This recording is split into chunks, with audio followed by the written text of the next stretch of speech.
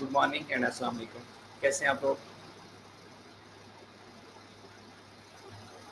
Hope so आप सब ठीक होंगे।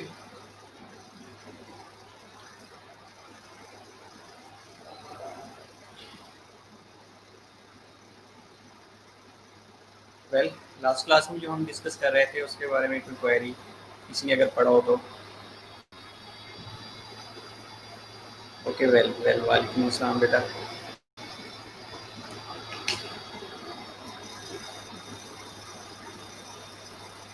आज हमने ट्रैकिया के बारे में डिस्कस करना है। जो कल हमने जो पढ़ा था उसके बारे में थोड़ा सा एक शॉर्ट्स रिव्यू ले लेते हैं कि आज कल हमने क्या क्या पढ़ा था।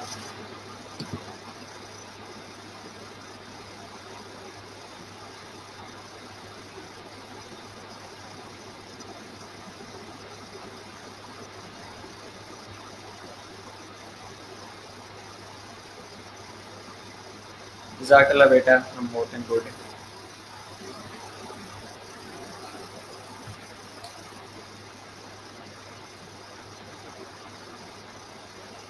ओके, वेल, फेरिंग्स के बारे में लास्ट क्लास में हमने डिस्कस किया था।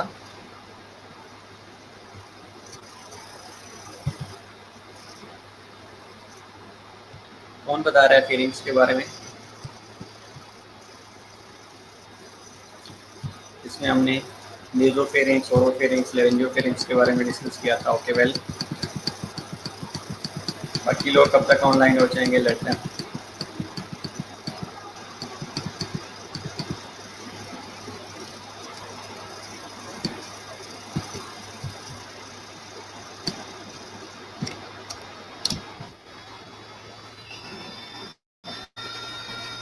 ओके, बताएं बेटा।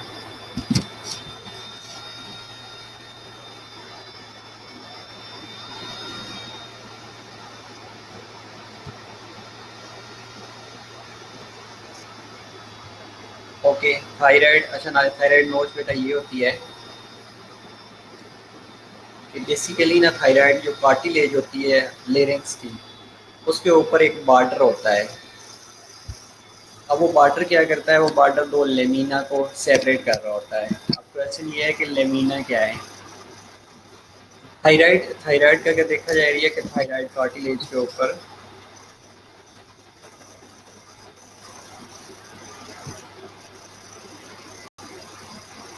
स्पेशली जो कार्टिलेज ऑफ थायराइड होती है, थायराइड ग्लैंड के ऊपर कार्टिलेज प्रेजेंट होती है। अगर ये वाला एरिया आप देखेंगे तो इसके ऊपर ये कार्टिलेज प्रेजेंट है।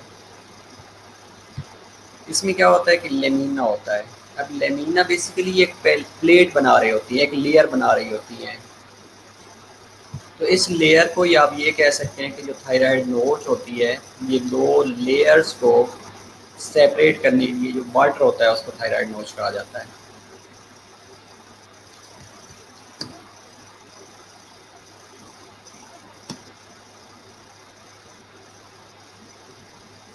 ओके, वालेकुम अस्सलाम बेटा, वेलकम। ठीक है, इसके अलावा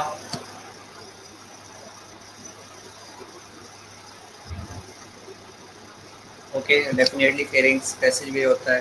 ट्यूब आप कह सकते हैं, ट्यूब कह सकते हैं फेरिंग्स को। 12 टू 14 सेंटीमीटर लॉन्ग होती है। ठीक है, इसके अलावा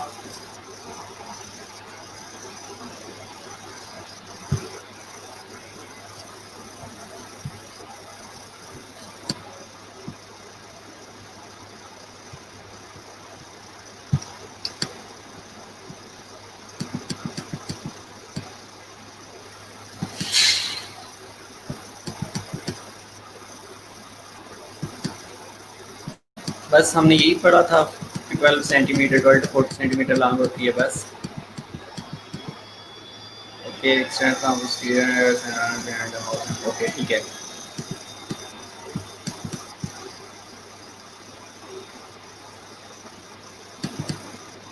instead of that, what is epistaxis? हमने वर्ड यूज किया था एपिस्टेक्सिस। एपिस्टेक्सिस क्या होती है?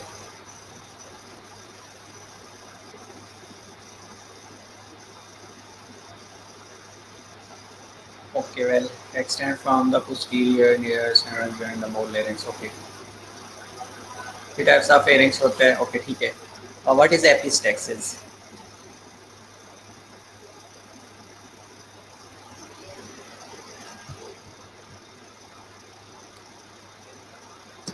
Okay.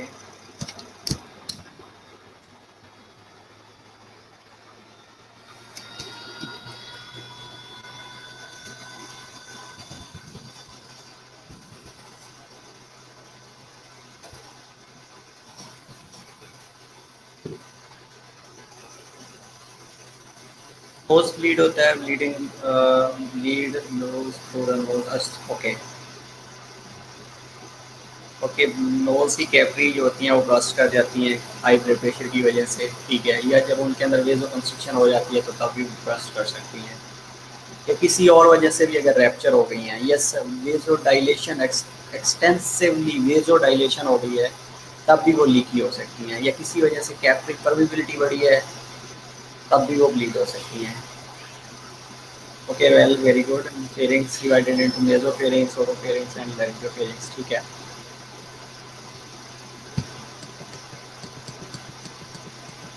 Okay, what is the filterings and cleaning of the nasal cavity? अगर नेजल कैविटी की बात करें तो नोज से कैसे क्लीनिंग और फिल्टरिंग हो रही होती है, उसके अंदर क्या ऐसी चीज़ पड़ी होती है जहाँ पे जो डस्ट पार्टिकल्स हैं या बैक्टीरिया वगैरह हैं वो ट्रैप हो जाते हैं, ये जाके ऊपर अटैच हो जाते हैं, ये डेंस हो जाते हैं, या क्या ऐसी चीज़ होती है जो उनको अट्रैक्ट कर रही होती है नेयर्स के अंदर या नेजल कैविटी के अंदर? क्या ऐसी चीज़ होती है? ओके, वेल, हेयर्स होते हैं इंस्टेड ऑफ दैट। हेयर के साथ और भी कुछ होता है बेटा?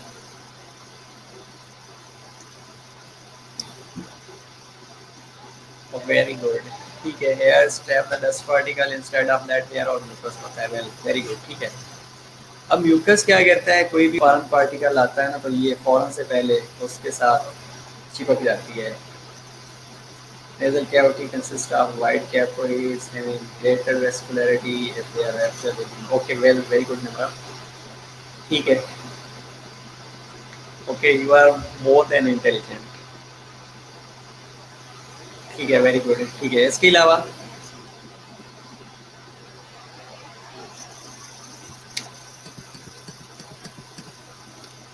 अच्छा, समटाइम्स नेजल की सेक्रेशन जो है ये ओरल कैविटी के अंदर चली जाती है, थ्रॉट के अंदर चली जाती है। Do you think is it possible कि जो नेजल की सेक्रेशन होती है वो सेक्रेशन थ्रॉट के अंदर जा रही होती है? Is it possible?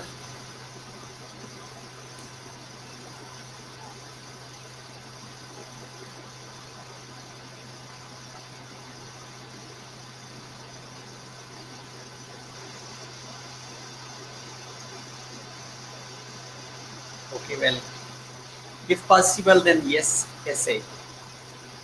ठीक है, चलिए मैं बता देता हूँ। इसमें ये होता है कि जैसे सपोज आपको फ्लू हुआ है तो फ्लू में देख लीजिएगा कि फ्लू का जो वाटर होता है ना, हाँ, ना ना ना ना, यूला इज समथिंग एल्स बेटा, यूला को यहाँ पे ना लेके आए। मैंने ये बात की है कि अगर नेजल कैविटी के अंदर कोई सेक्रेशन है तो वो ओरल कैविटी के अंदर जा रही होती है। जब आपको फ्लू होता है ना तो फ्लू वाला वाटर आपकी ओरल कैविटी के अंदर जा रहा होता है, आपके थ्रॉट के अंदर जा रहा होता है, ठीक है। अब ये जाता कैसे है बेसिकली कि जो सीलिया होते हैं ना, ये जो म्यूकस प्रोड्यूस हो रहा होता है उसको डाइवर्ट कर देते हैं टूवर्ड्स द थ्रॉट, गले की तरफ डाइवर्ट कर देते हैं। अब गले के अंदर या तो आप उसको स्वालो कर देते हैं या आप उसको एक्सपेक्ट आउट कर देते हैं। ओके, वेरी गुड हीरा बेटा, वेरी गुड, ठीक है।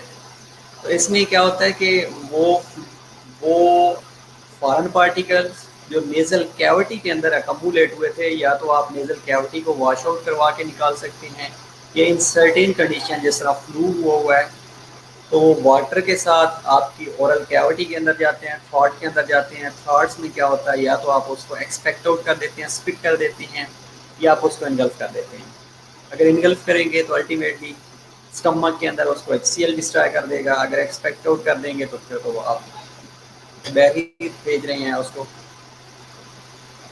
Got it?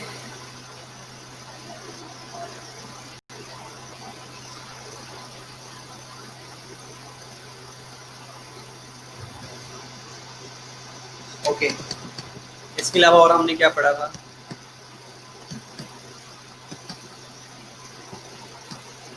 अच्छा, नेजोफेरिंग्स और ओरोफेरिंग्स में मैंने डिफरेंस बताया था, क्या डिफरेंस है?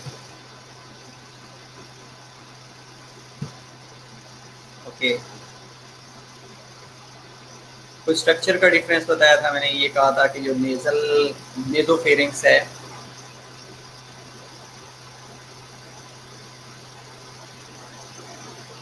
लेरिंग्स, नेजोफेरिंक्स और ओरोफेरिंक्स के दरमियान कुछ डिफरेंस बताया था बेटा।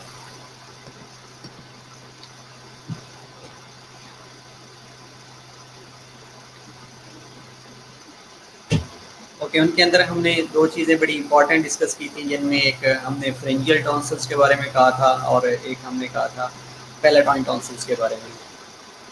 अब ये बता दें कि जो फ्रेंजियल टॉन्सिल्स होते हैं वो कहाँ पे प्रेजेंट होते हैं और जो पैलेटाइन टॉन्सिल्स होते हैं वो कहाँ पे प्रेजेंट होते हैं। फ्रेंजियल टॉन्सिल्स और फेरिंग्स में palatine tonsils. Okay, very good बेटा। ठीक है, नेजोफेरिंक्स के अंदर फ्रेंजियल टॉन्सिल्स होते हैं। Other name of pharyngeal tonsils is adenoids, ADENOIDS, adenoids भी कहा जाता है। और ओरोफेरिंक्स के अंदर पैलेटाइन टॉन्सिल्स होती हैं। वेरी गुड, ठीक है।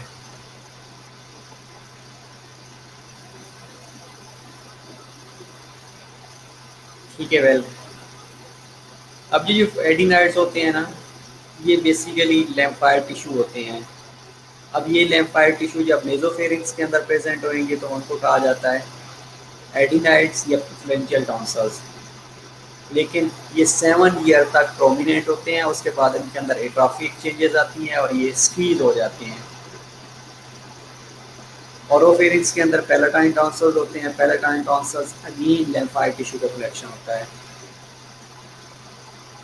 Pharynx nasal part of the pharynx, oropharynx oral part of the pharynx. Okay, very well, ये भी डिफरेंस डेफिनेटली ठीक है। नेजल पार्ट होता है और ओरल पार्ट होता है। वेरी गुड, ठीक है। इसके अलावा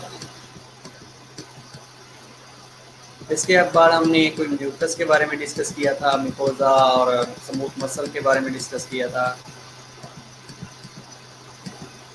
और स्लीप एपनिया के बारे में भी डिस्कस किया था। किसी को पता है what is sleep apnoea? Sleep apnoea के बारे में किसी को बताओ। स्मूथ मसल के बारे में बताओ।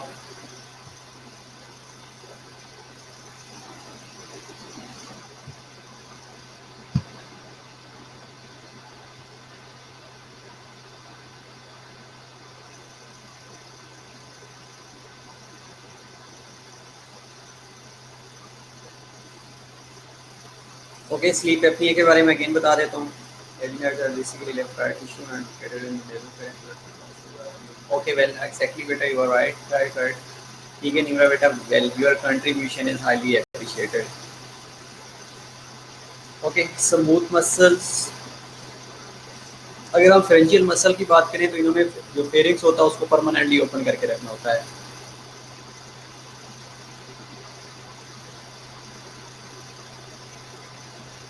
ओके, जब हम सो रहे होते हैं तो हमारे मसल्स, कौन से मसल?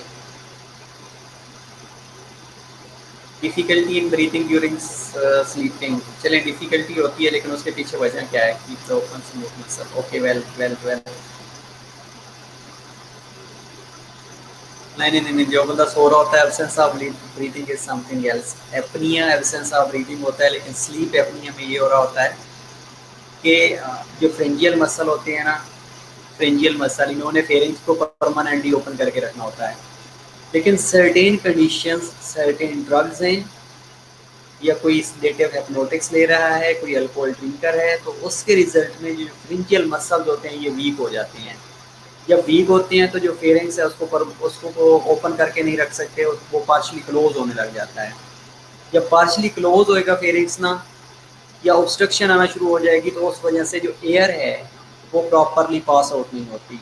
जब एयर प्रॉपरली पास आउट नहीं होएगी तो उस टाइम आपकी रेस्पिरेटरी ट्रैक के अंदर एक तो स्नोरिंग की कंडीशन प्रोड्यूस होना शुरू हो जाएगी, स्नोरिंग फराटे जिसे कहते हैं, और दूसरा, जैसे ही मसल कंस्ट्रिक्ट करते हैं ना, तो जो एयर वे है वो नैरो होने लग जाता है। जब एयर वे नैरो होएगा तो उसके रिजल्ट में जो एयर की ट्रैपिंग है वो प्रॉपर नहीं होगी, एयर की एंट्री प्रॉपर नहीं होगी, तो उस वजह से आपको ब्रीदिंग में डिफिकल्टी होने लग जाएगी, आप उठ जाएंगे। That condition is known as sleep apnoea. अब इसमें सर्टेन पिल्लोज इन्वेंट हो चुके हैं कि वो आप पिल्लो अगर यूज़ कर रहे हैं तो स्लीप एपनिया से प्रिवेंट किया जा सकता है। वो एक पोजीशन बना के रह देती हैं कि आपका जो फेरिंग्स है वो ओपन ही रहे।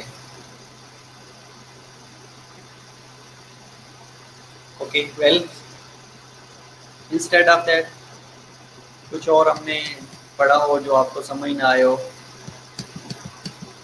अब आपको पता है आपका जो फेरिंग्स होता है ये डुअल इन नेचर है, सेम टाइम पे दो काम कर रहा होता है। कैसे दो काम करता है? एक इसका रेस्पिरेटरी फंक्शन है, एक इसका डाइजेस्टिव फंक्शन है। अब डाइजेस्टिव में क्या होता है कि जब आप खाना खा रहे होते हैं तो आपका खाना आपके एसोफेगस के अंदर जा रहा होता है रेदर दैन रेस्पिरेटरी ट्रैक के अंदर। लेकिन सर्टेन कंडीशन जब आप खाना खा रहे होते हैं साथ में बोल भी रहे होते हैं तो उन कंडीशंस के अंदर आपके जो फूड के कंटेंट हैं वो रेस्पिरेटरी ट्रैक के अंदर जा सकते हैं। इसके अलावा एक गर्ड है GERD, गैस्ट्रो एसोफेगियल रिफ्लेक्स डिजीज, जिसमें जो स्टमक के कंटेंट होते हैं वो आपके एसोफेगस के अंदर आते हैं और ऊपर अगर रेस्पिरेटरी ट्रैक तक आ जाए तो रेस्पिरेटरी ट्रैक के अंदर अगर चले जाते हैं। Okay, pharyngeal muscles are help to keep pharynx open, protect them from breathing obstruction, certain medication with agency of opening of other partially. Okay, well, very good, Niva beta. Respiratory digestive है. Okay, well, pharynx. Okay, well. Very good. लग रहा है बस आपने UHS stop करना है।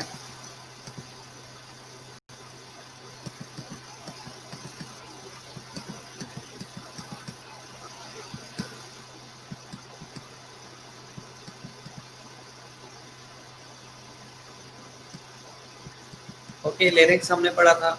Lyrics के अंदर हमने कार्टिलेज के बारे में डिस्कस किया था, जिसमें हमने कहा था कि थायराइड कार्टिलेज होती है, पेरिकार्ड कार्टिलेज होती है और टू आर्टिनाइड कार्टिलेज होती हैं। ये तीनों जो कार्टिलेज हैं चारों ये हाइलिन कार्टिलेज से बनी होती हैं और जो है एपिग्लोटस होता है ये फिब्रोलास्टिक कार्टिलेज का बना होता है, राइट। और थायराइड कार्टिलेज क्या में हमने ये भी कहा था कि एक इंटीरियर वॉल की प्रोजेक्शंस होती है इन फ्रंट ऑफ थॉट। ये अगर आपका थॉट है तो ये इन फ्रंट ऑफ कार्टिलेज की इंटीरियर वॉल की ये प्रोजेक्शंस हैं। अब बेसिकली ये क्या है कि ये सॉफ्ट टिश्यू हैं जिसको हमने एडम्स एप्पल का नाम दिया था। ADAMS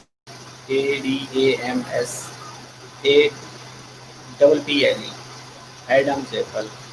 और एडम्स एप्पल का दूसरा नाम हमने क्या कहा था कि लरेंशियल प्रोमिनेंस भी उसे कहा जाता है।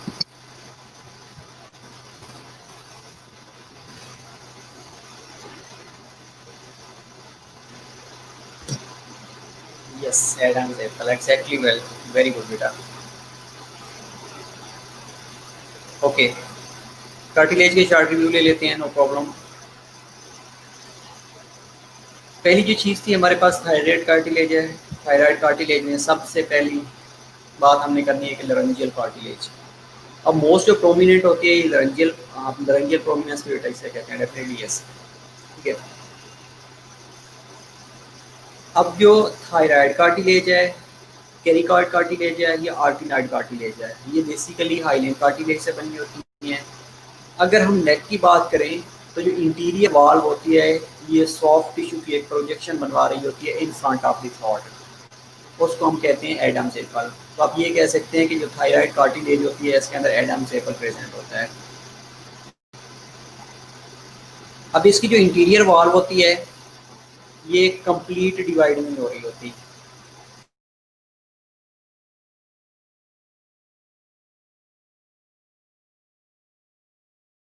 कंप्लीट फ्यूज भी नहीं होती, बल्कि ये और पार्शली डिवाइड कौन कर रहा होता है इसको, एक थायराइड नोज कर रही होती है। अब थायराइड नोज के बारे में मैंने आपको पहले बताया है कि थायराइड नोज बेसिकली क्या चीज़ है कि ये थायराइड कार्टिलेज लेरिक्स के ऊपर एक बॉर्डर है जो दो लेमिना को सेपरेट कर रहा होता है। लेमिना बेसिकली लेयर्स होती हैं, तो दो लेयर्स को ये सेपरेट कर रहा होता है, इसलिए इसको थायराइड कार्टिलेज का नाम भी दिया गया है, सॉरी थायराइड नोज का नाम भी दिया गया है। अब पहले भी मैंने आपको बताया कि ये पार्शली डिवाइड कर रही होती है और फ्यूज नहीं होती, कंप्लीटली फ्यूज नहीं होती, इनकम्प्लीट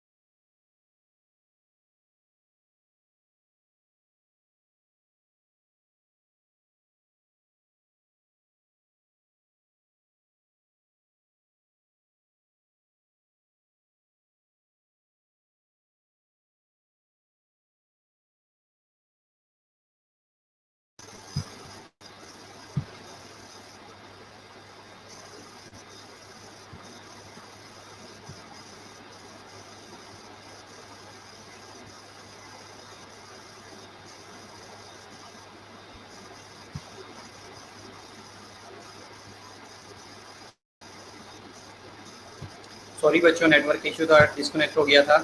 अगेन वेलकम बैक। बात कर रहे थे हम कार्टिलेज की।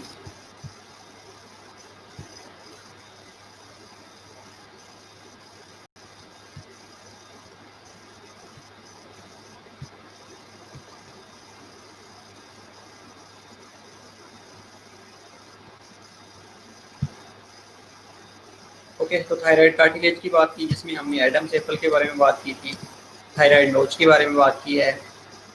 और ये जो कार्टिलेज होती है दैट इज इनकम्प्लीट पोस्टीरियरली, और थायराइड बोन के साथ ये थ्रू लिगामेंट बॉन्डेड होती है, और इसके बिलो कैरिकॉइड कार्टिलेज के साथ ये अटैच हुई पड़ी होती है। अब जो कैरिकॉइड कार्टिलेज है उसके अंदर क्या चीज़ होती है कि कैरिकॉइड कार्टिलेज थायराइड कार्टिलेज के नीचे बड़ी होती है, और ये भी हाइलाइन कार्टिलेज से बनी हुई होती है, मैंने आपको ऑलरेडी बताया था। और इसकी जो शेप के बारे में हम कल भी बात कर रहे थे, शेप के बारे में बात कर रहे थे, वो ये था कि इसकी जो शेप है that is like a signet ring. Okay, thyroid notch का गेन बता देता हूँ बेटा, थायराइड नोच का गेन बता देता हूँ। मैंने बेटा ये बताया थायराइड नोच के बारे में कि जो थायराइड नोच है बेसिकली ये जो थायराइड कार्टिलेज ऑफ लेरिंक्स है उसको ये सेपरेट कर रही होती है टू लेयर्स के अंदर, जो कि पार्शली एक दूसरे के साथ फ्यूज हुई होती हैं, कम्प्लीटली नहीं होती। या आप ये कह सकते हैं कि पार्शली इंटीरियरली और पोस्टीरियरली अटैचमेंट करवा रही होती है।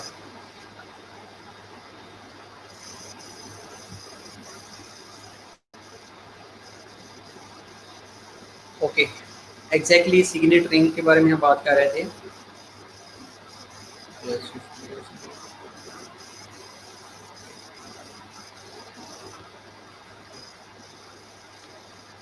अब ये जो सिग्नेट रिंग है इसने क्या किया होता है, इसने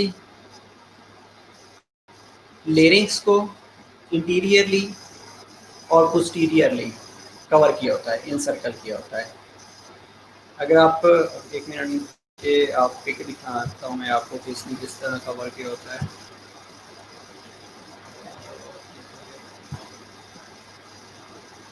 ये यस, अगर आप देखेंगे ना तो ये जो कैरिकॉइड कार्टिलेज है ये जो शेप बना रही होती है ये लाइक ए सिग्नेट रिंग है, SIGNET सिग्नेट रिंग। अब इसने क्या किया है, ये जो कम्प्लीटली लेरिक्स को सर्कल कर ले रही होती है इंटीरियरली, और कुछ बॉर्डर को पोस्टीरियरली ये सर्कल कर रही होती है।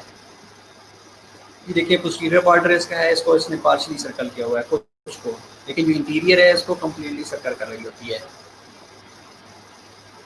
अब ये इसके जो बॉर्डर्स होते हैं ये एक दूसरे के ऊपर आर्टिकुलेट कर रहे होते हैं, एक दूसरे के ऊपर मूव करते हैं, एक दूसरे के ऊपर ग्लाइड कर रहे होते हैं, उसको कहा जाता है आर्टिकुलेशन। इसके अलावा ये आउटर सरफेस के साथ थ्रू लिगामेंट अटैचमेंट होती है, मसल और लिगामेंट के थ्रू अटैचमेंट होती है। और इसका जो लोअर बॉर्डर है, लोअर बॉर्डर कैरिकॉइड कार्टिलेज का, वो रेस्पिरेटरी ट्रैक्ट का पार्ट बना रहा होता है।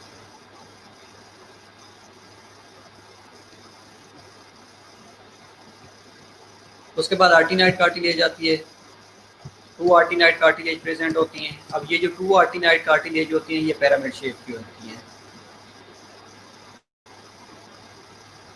कैरिकॉइड कार्टिलेज के टॉप पे प्रेजेंट होती हैं, पोस्टीरियर वॉल ऑफ द लेरिक्स के साथ अटैच हुई पड़ी होती हैं। इसके अलावा इसकी इंपॉर्टेंट प्रोजेक्शन ये होती है कि ये वोकल कार्ड के साथ अटैच होके उसके बाद जो मसल्स होते हैं उनके साथ, और जो कॉलमनार सिलिएटेड कॉलमनार एपिथेलियम होती हैं उनके साथ ये लाइंड हो जाती हैं आर्टिनाइड कार्टिलेज। इसलिए ये वोकल कार्ड को भी स्ट्रेंथन कर रही होती हैं। और वोकल कार्ड के बारे में हमने लास्ट टाइम डिस्कस किया था कि वो पिच, रेजोनेंस और वॉल्यूम के ऊपर डिपेंड कर रहा होता है, इसकी प्रोड्यूस कर रहा होता है। इसके अलावा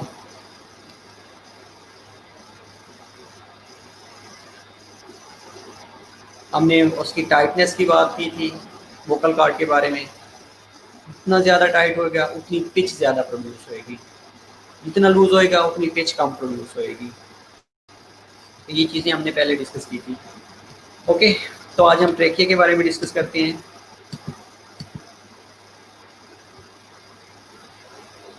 होप सो आप लोगों का एक शॉर्ट सा रिव्यू अच्छा रहा, आप लोगों ने अच्छी चीज़ें बताई हैं, वेल वेरी गुड। और नेक्स्ट क्लास में भी आप लोग ऐसे ही अच्छी एफर्ट के साथ पार्टिसिपेट करेंगे।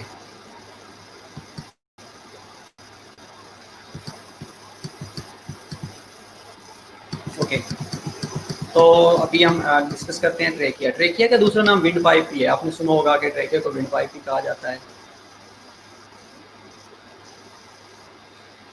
अब ये स्टार्ट कहाँ से होता है? बेसिकली ये लेरिंक्स से स्टार्ट होता है। लेरिंक्स से स्टार्ट होने के बाद ये 5 थोरेसिक वर्टिब्रा तक चला जाता है। 5 थोरेसिक वर्टिब्रा तक जाने के बाद ये डिवाइड हो जाता है। डिवाइड होता है इनटू राइट और लेफ्ट प्राइमरी ब्रोंकाई के अंदर। अब जिस एरिया के ऊपर ये डिवाइड हो रहा होता है उसको कहा जाता है करीना। ये कैसा एरिया जिसके ऊपर ट्रेकिया डिवाइड होके राइट और लेफ्ट ब्रोंकाई के अंदर डिवाइड होता है या कन्वर्ट होता है, उस एरिया को कहा जाता है करीना। और ये करीना कहाँ पे होता है? ये करीना 5th थोरेसिक वर्टिब्रा के ऊपर प्रेजेंट होता है। 5th थोरेसिक वर्टिब्रा के ऊपर एक एरिया है, that area is known as carina, CARINA,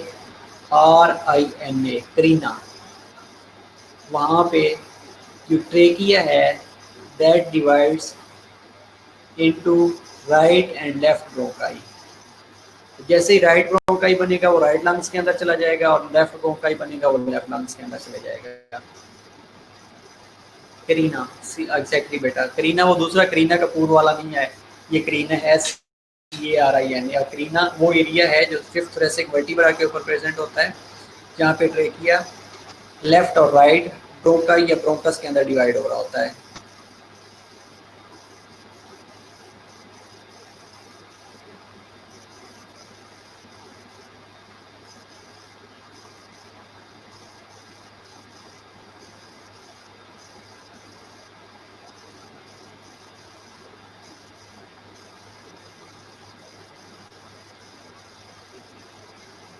okay, इसकी जो लेंथ है अराउंड अबाउट 10 to 11 और बुक के अंदर 10 to 13 सेंटीमीटर को लिखा हुआ है बेटा, depending on the height of the person. अगर हाइट ज़्यादा है तो इसकी लेंथ ज़्यादा हो जाती है, अगर हाइट कम है तो इसकी लेंथ कम होती है। ये बुक के अंदर लिखा हुआ है। इसके अलावा मिड लाइन के अंदर प्रेजेंट होता है in front of oesophagus. Oesophagus back side पे प्रेजेंट होता है, लेकिन फ्रंट पे ये ट्रेकिया प्रेजेंट होता है। अब ये ट्रेकिया इंटीरियरली ये सी शेप बना रहा होता है, लेकिन पोस्टीरियरली ये एसोफेगस के साथ अटैच हुआ बड़ा होता है। 10 to 11 सेंटीमीटर बेटा ये आपकी बुक कह रही है, और अदर बुक्स में बेटा 13 सेंटीमीटर तक लिखा हुआ है, 13 सेंटीमीटर तक मेंशन किया हुआ है। और साथ में ये भी लिखा हुआ है कि depending on the patient persons height, अगर हाइट ज़्यादा है तो ये जो एरिया है ये ज़्यादा होना शुरू हो जाएगा। ये जब एरिया ज़्यादा होएगा तो उसकी वजह से ट्रेकिया की जो लेंथ है वो इंक्रीज हो जाती है। Get it? ओके, ये एक पिक है, इसमें आप देखेंगे फिगर में तो आप लोगों को इजीली समझ आ जाएगा कि जो इंटीरियरली है ये सी शेप बना रहा है ट्रेकिया, और पोस्टीरियरली ये एसोफेगस के साथ अटैच पड़ा होता है। ऊपर थायराइड ग्लैंड पड़ा होता है, कैरिकॉर्ड कार्टिलेज पड़ा होता है, थायराइड कार्टिलेज है, और डाउनवर्ड ट्रेकिया ओरिजिनेट होता है। जैसे ही ओरिजिनेट होता है तो ये आगे डिवाइड हो जाता है। डिवाइड कहाँ पे हो रहा होता है? 5th थोरेसिक वर्टिब्रा के अंदर, और उस एरिया का नाम है करीना।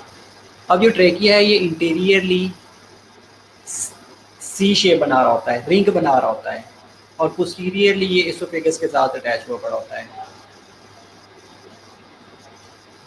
और जैसे ये डिवाइड होता है राइट और लेफ्ट ब्रोंकाई के अंदर, राइट ब्रोंकाई राइट लंग्स के अंदर देखे जा रहे हैं, और लेफ्ट जो ब्रोंकाई हैं लेफ्ट लंग्स के अंदर जा रहे हैं। Bronchi, then bronchioles, then alveoli. अब इसके अगर यहीं पे स्ट्रक्चर्स हम देख लेते हैं, एसोसिएटेड ऑर्गन्स देख लेते हैं ट्रेकिया के साथ, तो देखिएगा सुपीरियरली लेरिंग्स प्रेजेंट है। अगर ट्रेकिया की बात करें तो ऊपर देखिएगा सुपीरियरली लेरिंग्स प्रेजेंट है, डिफिकल्ट नहीं होगा। इंफीरियरली देखेंगे लोअर बॉर्डर वाली साइड पे तो आपका राइट और लेफ्ट ब्रोंकाई है। ट्रेकिया आप फिगर में देखेंगे तो अपर इसके ऊपर सुपीरियरली लेरिंग्स प्रेजेंट है, इंफीरियरली राइट और लेफ्ट ब्रोंकाई हैं, क्योंकि ये करीना की 5th थोरेसिक वर्टिब्रा के ऊपर ये डिवाइड हो रहा होता है। इंटीरियरली अगर देखेंगे तो थायराइड ग्लैंड्स पड़ा है, और आर्क ऑफ एओर्टा और स्टर्नम प्रेजेंट होते हैं। आर्क ऑफ एओर्टा बन रही होती है, यहाँ से आर्क बन रही होती है, एओर्टा डिवाइड हो रहा होता है, थोरेसिक एओर्टा में चला जाता है, देन अब्डोमिनल एओर्टा में चला जाता है, ये आगे डिवीजन हो जाती है इसकी, ठीक है। अगर हम पोस्टीरियरली बात करें तो पोस्टीरियरली मैंने पहले भी बताया कि जो एसोफेगस है उसके साथ ट्रेकिया अटैच हुआ पड़ा होता है, और उसके बैक साइड पे और जाएंगे तो वर्टिब्रल कॉलम प्रेजेंट है। अब पोस्टीरियरली कोई मसला नहीं होना चाहिए, पोस्टीरियरली ट्रेकिया पड़ा होता है, तो सॉरी एसोफेगस पड़ा होता है ट्रेकिया के, और वर्टिब्रल कॉलम पड़ा होता है। और लेटरली अगर देखेंगे तो दोनों साइडों पे लंग्स प्रेजेंट हैं और लोब ऑफ थायराइड ग्लैंड है, ये राइट लोब और लेफ्ट लोब। तो बोथ लोब्स ट्रेकिया के राइट और left lobe of thyroid gland present हैं लेटरली साइडों पे देखेंगे तो। पोस्टीरियरली आप देखेंगे तो एसोफेगस और वर्टिब्रल कॉलम प्रेजेंट है। इंटीरियरली अगर देखेंगे तो थायराइड ग्लैंड प्रेजेंट है और आर्क ऑफ एओर्टा और स्टर्नम प्रेजेंट है। इंफीरियरली देखेंगे तो राइट और लेफ्ट ब्रोंकाई प्रेजेंट है, सुपीरियरली लेरिक्स प्रेजेंट है। मेरा ख्याल है मुश्किल नहीं है, मच इजी है। स्ट्रक्चर्स या associated organs with the trachea या associated structures with the trachea, ये डिफिकल्ट नहीं है। गॉट इट ना?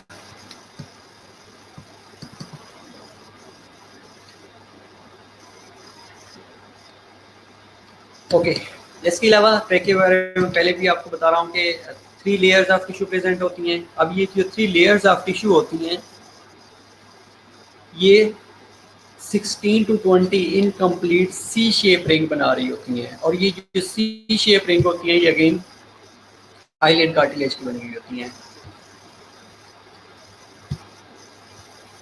More easy.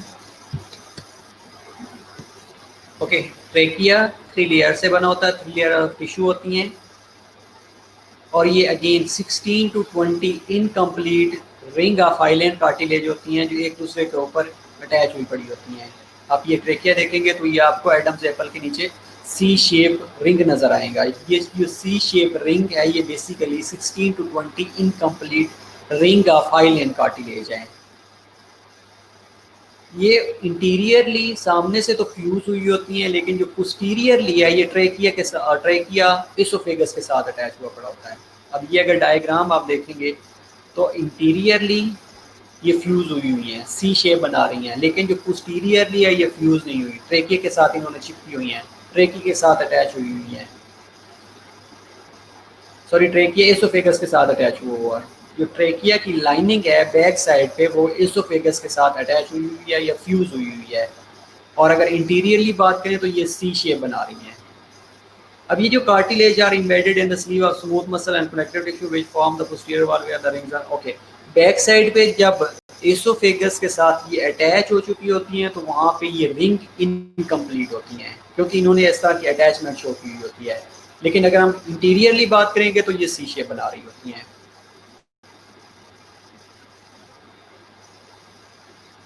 3 लेयर्स के अंदर ये जो 3 लेयर्स होती हैं ये बेसिकली इसको कवरिंग प्रोवाइड कर रही होती हैं कार्टिलेज को। आउटर कवरिंग जो होती है ये आउटर लेयर होती है, उसके अंदर फिब्रस और इलास्टिक टिश्यू पड़ी होती है, और अगेन ये कार्टिलेज को क्लोज कर रही होती है। मिडल लेयर होती है, मिडल लेयर के अंदर स्मूथ मसल प्रेजेंट होते हैं, और ये स्मूथ मसल्स क्या करते हैं कि ये ट्रेकिया का जो एक हेलिकल स्ट्रक्चर को मेंटेन करते हैं, और दूसरा इसको राउंडेड शेप प्रोवाइड कर रहे होते हैं। बेटा बेसिकली एसोफेगस के साथ अटैच होने की वजह से ये इनकम्प्लीट रह जाती हैं, क्योंकि एसोफेगस इसके ऊपर प्रेशर क्रिएट कर रहा होता है। अगर एसोफेगस और इसके दरमियान स्पेस आ जाती तो then definitely it will be complete one. Oesophagus की अटैचमेंट की वजह से ये इनकम्प्लीट रह जाती हैं। ओके, मिडल लेयर की बात कर रहे थे। मिडल लेयर के अंदर क्या होता है कि जो स्मूथ मसल्स होते हैं एक तो ट्रेकिया को विंड पाइप बना रहे होते हैं और दूसरा हेलिकल स्ट्रक्चर्स को मेंटेन कर रहे होते हैं। इसके अलावा इसके अंदर एरोलर टिश्यू प्रेजेंट होते हैं जिनके अंदर ब्लड सप्लाई हो रही होती है, लिम्फेटिक वेसल प्रेजेंट होती है, लिम्फ सप्लाई हो रही होती है, और ऑटोनोमिक नर्व सप्लाई हो रही होती है।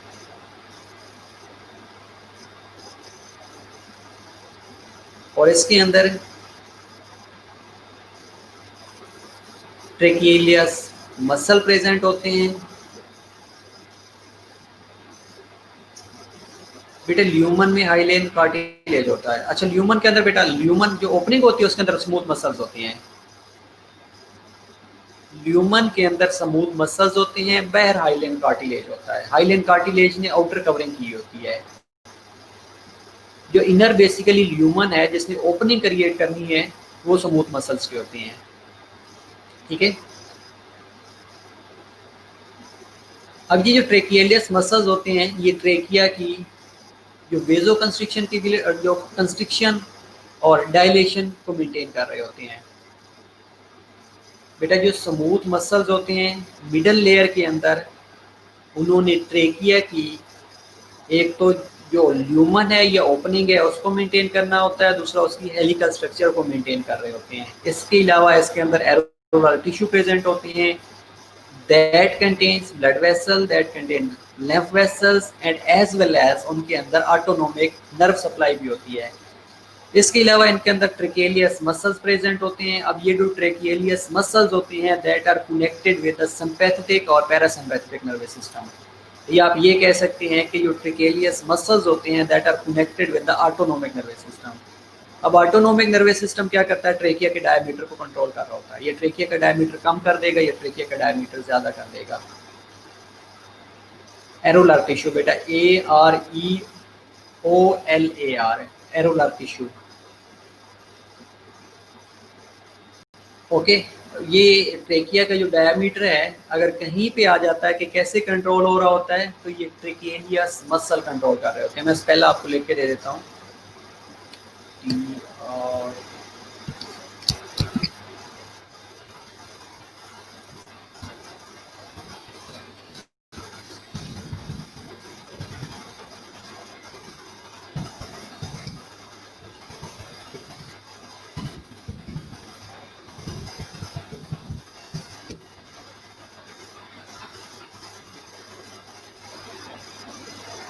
Yes ट्रेकेलियस muscle. अब ये जो ट्रेकेलियस मसल्स हैं अगेन ये ऑटोनोमिक नर्वस सिस्टम या आप सिंपैथेटिक पैरासिम्पैथेटिक डोमेन के साथ कनेक्टेड होती हैं। अब ये ट्रेकिया के डायमीटर को कंट्रोल कर रहे होती हैं।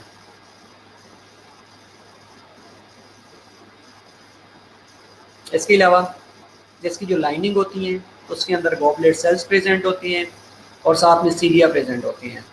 अब गॉबलेट सेल क्या करते हैं, सेक्रेशन प्रोड्यूस कर रहे होते हैं या म्यूकस को सेक्रेट कर रहे होते हैं, और जो सीलिया हैं उनके अंदर वेव लाइक मूवमेंट हो रही होती है। इसलिए अगर ट्रेकिया के अंदर या विंड पाइप के अंदर कोई भी चीज़ आती है तो आपकी कफ रिफ्लेक्स ट्रिगर हो जाती है। ये एयरवे के अंदर ट्रेकिया से एयरवे के अंदर या ब्रोंकाई या ब्रोंक्यूल्स के अंदर कोई भी चीज़ इसलिए नहीं जा सकती क्योंकि जो ट्रेकिया है उसके अंदर म्यूकस सेक्रेटिंग सेल्स बड़े होते हैं। उन म्यूकस सेक्रेटिंग सेल्स को गॉबलेट सेल्स कहा जाता है। इसके अलावा इसकी जो लाइनिंग है उसके अंदर सिलिएटेड कॉलमनार एपिथेलियम प्रेजेंट है। अब जैसे कोई डस्ट पार्टिकल अगर नोजल कैविटी से निकल जाता है, ओरल कैविटी से निकल जाता है, ट्रेकिया के अंदर जाता है तो ट्रेकिया के अंदर अगेन ट्रैप हो जाता है, और ट्रेकिया के अंदर जैसे ही ट्रैप होएगा कफ रिफ्लेक्स के थ्रू एक्सपेक्टोरेट हो जाएगा। Got it? इसलिए वो लोग जो सिगरेट स्मोकर्स होते हैं उनके अंदर ये सीलिया डिस्ट्रॉय हो चुकी होती हैं, इसलिए उनकी ट्रेकिया के अंदर अडाप्टेशन हो चुकी होती है।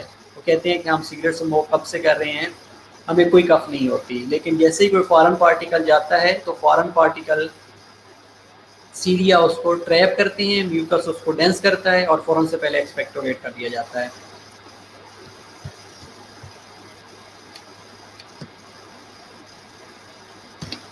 ओके, जो हमने पढ़ा है इसको ज़रा रीड कर लें 1 मिनट के अंदर, 2 मिनट के अंदर, उसके बाद इसको कंटिन्यू कर लेते हैं।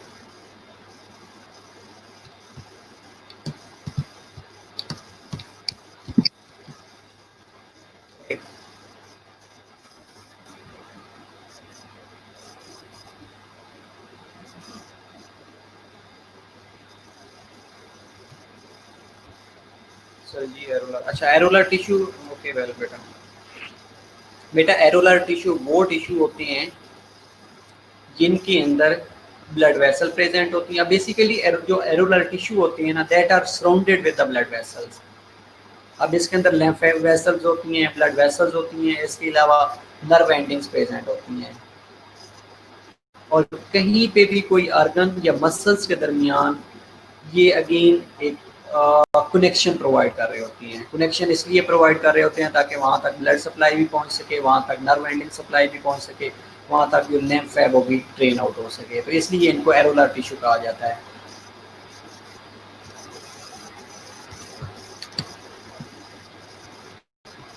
अब ये जो इनका फंक्शन है, फंक्शन इनका क्या करते हैं कि कोई भी अंडरलाइंग स्ट्रक्चर्स है, लाइक फिर हम स्किन की बात करें तो स्किन के अंदर अंडरलाइंग स्ट्रक्चर में भी ये प्रेजेंट होती हैं। इसके अलावा ये रिजर्वायर ऑफ वाटर के तौर पे, वाटर और साल्ट के तौर पे भी यूज़ हो रही होती हैं कि ये अपने अंदर जो एरोलर टिश्यूज़ हैं ये सर्टेन अमाउंट ऑफ वाटर और साल्ट को भी होल्ड करके रख सकती हैं, और जैसे ही सेल को रिक्वायर्ड चीज़ें होती हैं तो ये उस टाइम अपना साल्ट एज वेल एज अपना जो वाटर होती है वो उस एरिया को डोनेट कर देती हैं। बेटा दो एरिया के दरमियान, टिश्यू के और मसल के दरमियान कोई भी कनेक्शन प्रोवाइड कर सकती हैं, ऑर्गन और मसल्स के दरमियान कनेक्शन प्रोवाइड कर सकती हैं, muscle to muscle connection provide कर रही होती हैं। बेसिकली इन्होंने ब्लड सप्लाई, नर्व सप्लाई और लिम्फेटिक सप्लाई प्रोवाइड करनी होती है। अब जो आपकी स्किन है उसके नीचे हर जगह पे एरोलर टिश्यू भी प्रेजेंट है। अब वो एरोलर टिश्यू क्या कर रही है, आपकी जो स्किन है ये एपिडर्मिस है, ये डर्मिस है, उस तक ब्लड सप्लाई, नर्व सप्लाई और नर्व एंडिंग्स की फॉर्म में मैसेज कन्वे कर रही होती हैं।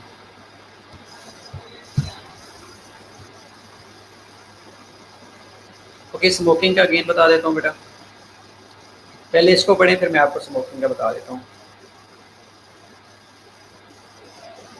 जो हमने ट्रेकिया के बारे में डिस्कस किया है उसको पहले पढ़ ली,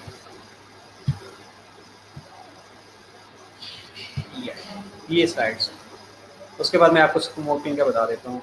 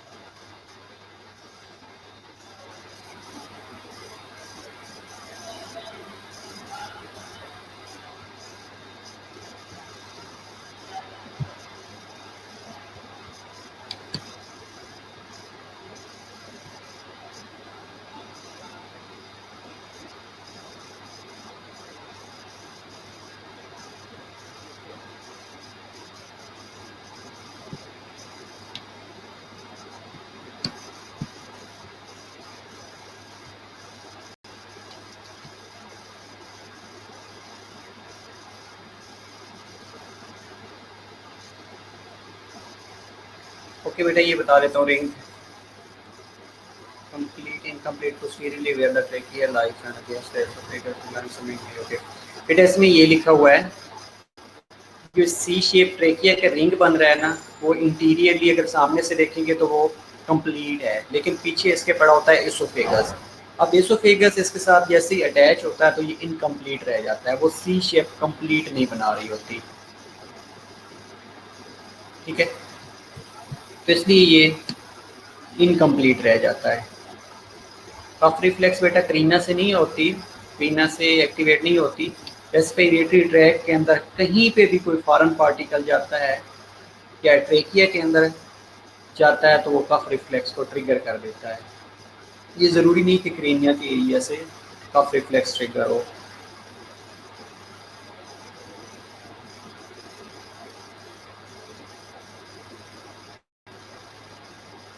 बेटा थ्रॉट इन्फेक्शन डेफिनेटली, एसोफेगस क्या है, विंड पाइप के अंदर होता है बेटा, ट्रेकिया के अंदर respiratory tract infection, throat infection, upper respiratory tract infection होता है और लोअर रेस्पिरेटरी ट्रैक इन्फेक्शन होता है। एसोफेगस के अंदर नहीं होता बेटा। एसोफेगस जो है बेसिकली ये क्या है कि ये आपका डाइजेस्टिव सिस्टम का पार्ट है, और जो आपका ट्रेकिया है ये रेस्पिरेटरी सिस्टम का पार्ट है। आप खुद सोचिए कि जो थ्रॉट इन्फेक्शन होएगा वो रेस्पिरेटरी ट्रैक के अंदर आ रहा होता है, रेस्पिरेटरी ट्रैक इन्फेक्शन के अंदर आ रहा होता है, एसोफेगस जीआईटी डिसऑर्डर के अंदर आ रहा होता है।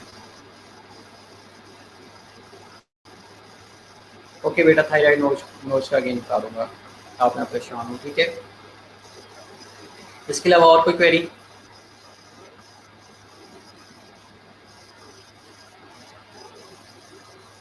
डेफिनेटली बेटा, जैसे ये अटैचमेंट है ना, सपोज अगर मेरा आप हाथ देखेंगे तो ये ट्रेकिया, तो ये ट्रेकिया इसके साथ ऐसे अटैच हो जाता है। जब ऐसे अटैच होता है तो ये बैक साइड से फ्यूज में हो जाता है, पीछे से प्रेशर डल रहा होता है, प्रेशर डलने की वजह से जो ट्रेकिया है उसका साइज डेविएट हो जाता है। जिस तरह आप स्लाइड्स के ऊपर अगर देखेंगे ना, तो जो ट्रेकिया है इसके पीछे एसोफेगस ने इसको डेंस किया हुआ है, आगे प्रेशराइज किया होता है, दबाया होता है, तो इसलिए बैक साइड से ये इनकम्प्लीट हो जाता है, आगे से कंप्लीट होना शुरू हो जाता है।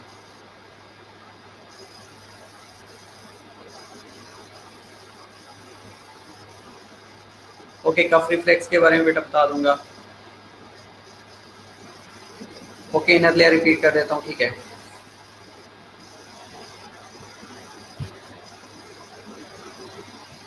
अब पहली चीज़ तो ये है कि कफ रिफ्लेक्स है क्या चीज़। कफ रिफ्लेक्स, कफ क्या है? एक प्रोटेक्टिव मैकेनिज्म है बॉडी का। इसमें ये होता है कि रेस्पिरेटरी ट्रैक के अंदर अगर कोई भी फॉरेन पार्टिकल जाता है, सबसे पहली चीज़ तो ये है कि जो जितनी भी आपकी रेस्पिरेटरी ट्रैक है उसके अंदर सीलिएटेड कॉलमनार एपिथेलियम प्रेजेंट है। इसके अलावा mucus secreting goblet cell present है। तो किसी भी एरिया के अंदर जब कोई फॉरेन पार्टिकल जाता है, फॉरेन पार्टिकल जाने के रिजल्ट में वो सीलिया उसको ट्रैप कर लेते हैं। ट्रैप करने के बाद म्यूकस उसको अडेयर करता है। अडेयर करने के बाद हमने फोर्सफुली उसको एक्सपेल आउट करना होता है। अब फोर्सफुली कैसे एक्सपेल आउट करते हैं?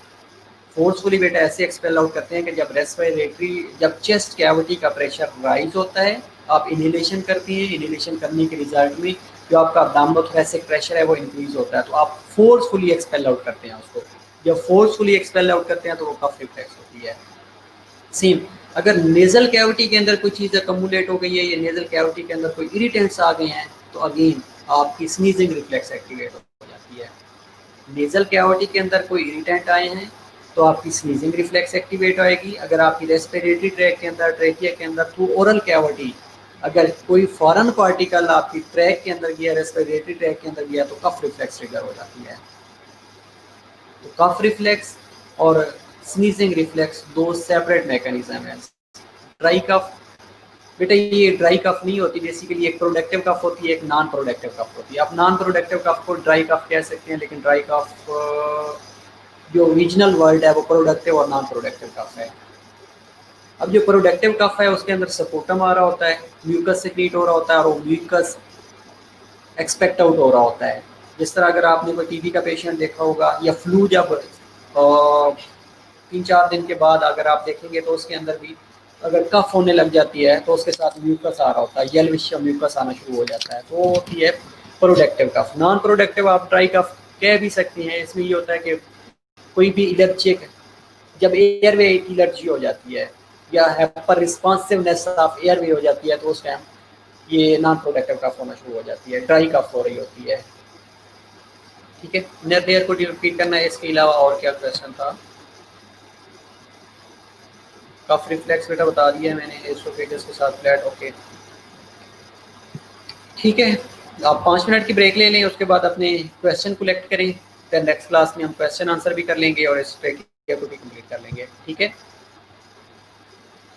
और सिगरेट स्मोकिंग वाला भी मैंने आप लोगों को बताना है कि ये जो सीलिएटेड कॉलमनार एपिथेलियम होते हैं, that will be converted to non ciliated columnar epithelium, pseudo stratified epithelium में कन्वर्ट हो जाते हैं, जो कि नॉन फंक्शनल इन नेचर होते हैं।